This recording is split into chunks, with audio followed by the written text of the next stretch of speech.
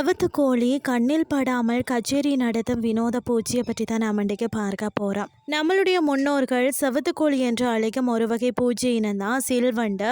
இதை பார்த்தீங்கன்னா சுவர்கோழி அல்லது ராக்கோழி என்றும் அழைப்பார்களாம். இது எழுப்பும் ஒளியானது மிகவும் வினோதமாக இருக்கும். பொதுவாக இவை இரவு நேரங்களிலேயே இத்தகைய ஒளியை எழுப்பும். நம்மள பலரும் அந்த பூஜ்ய காண ஆவலாக தேடுவோம். ஆனால் அவை நம்மளுடைய கண்ணுக்கு தென்படாது. அது எங்கே இருந்து ஒளியை எழுப்புகிறது என்பதை அறிந்து கொள்ளதான் நாம் ஒளி வரக்கூடிய திசையை நோக்கி சென்றால் அது ஒளி எழுப்புவதை நிறுத்தி கொண்டு அமைதியாகி விடுமா. ஆங்கிலத்தில் கிரிக்கெட் பூச்சி என அழைக்கப்படக்கூடிய அதாவது சுவர்கோழிகள் உருளை வடிவ உடலையும் வட்டமான தலையையும் அதாவது உணர்கொம்புகள் எனப்படக்கூடிய நீண்ட ஆண்டெனாக்கள் மற்றது குதிப்பதற்கான பெரிய பின்னங்கால்களை கொண்டு அமைந்துள்ளது.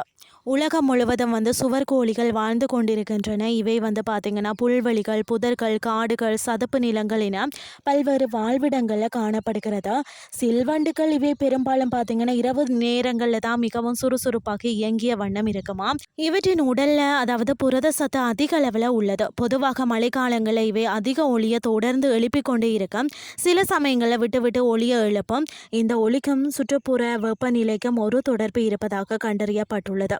அதாவது அமோஸ் டோல்பியர் என்ற அமெரிக்காவை சேர்ந்த இயற்பியல் விஞ்ஞானி தான் சுவர்கோழி எழுப்பக்கூடிய ஒளிக்கும் அது வாழக்கூடிய சுற்றுப்புற வெப்பநிலைக்கும் தொடர்பு இருக்கிறது என்ற உண்மையை கண்டறிந்த கிறிஸ்துக்கு பின் 1897 ஆண்டில் தான் ஒரு ஆய்வு கட்டுரையில் வெளியிட்டிருக்கிறாராம்.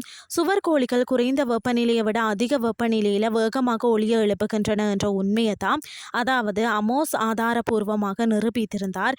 இந்த விதியானது பார்த்தீங்கன்னு சொன்னால் டோல்பியர் விதி என்று அழைக்கப்படுகிறது. வெப்பநிலையை பொறுத்து சில பொருட்களின் பண்புகள் மாறுகிறது.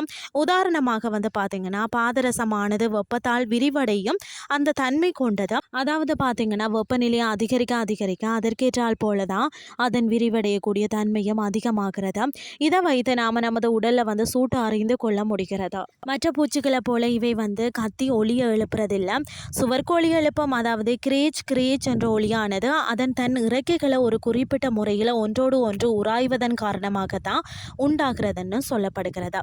இரண்டு இறக்கைகளையும் ஒன்றோடு ஒன்று தேய்ப்பதன் மூலம் பார்த்தீங்கன்னா வினோதமான சத்தமான ஒரு ஒளி உண்டாகும். சுவர்கோழியில ஆணினம் மற்றது பார்த்தீங்கன்னா ஒளியை எழுப்பும்.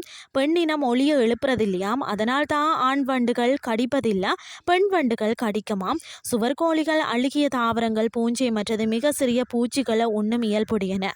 இன்றைய கிறிஸ்டி உங்களுக்கு பிரயோசனமாக அமைஞ்சிருக்கும்னு சொல்லி நான் நம்புகிறேன். இதே மாதிரி மற்றும் ஒரு கிறிஸ்டின் வாயிலாக உங்களை சந்திக்கிறேன். நன்றி.